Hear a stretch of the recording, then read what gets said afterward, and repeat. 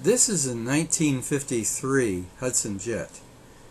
I don't know how many of you are familiar with the Hudson Jet. Very interesting car. This one is kind of a turquoise and black model, two-tone, and you can see by its stance that it has been completely modified underneath. I'm sure it has airbag suspension.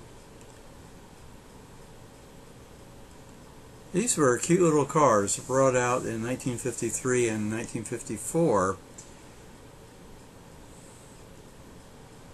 Wrap-around back window. The interior looks like it's been reupholstered. And some interesting, as the British would say, door cards. The upholstery fabrics there on the door panels, and kind of an interesting console there that runs almost the length of the interior.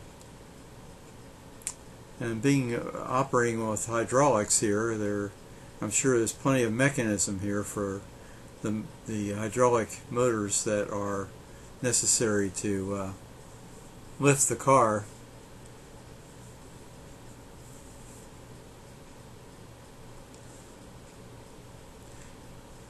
There's an interesting story about the car, and I'm going to leave a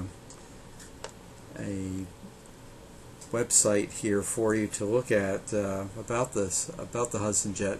They're talking about a 1954 model, but basically it's the same thing. Originally it had a 202 cubic inch engine that was good for 104 horsepower. The designer, which was like the president of the company and the guy who sold the most Hudsons, they designed the car. They went with some rather odd combinations. Very much like Mopar at the time, they wanted a car that had a high seating position. So the car kind of looks strange. It's very tall and narrow. And its chief competitor was Rambler. The Rambler was doing very well, but this car was expensive. It was almost as expensive as a full-size car. It had Hydromatic as an optional transmission. They kept the dash pretty much stock on this car.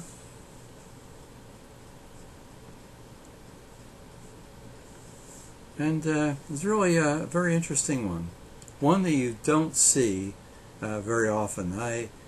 This is the first one I've seen in a long time, and of course I usually don't video custom cars all that much, but this was so exceptional I said, Jack, you need to video this car. Now, interesting tale.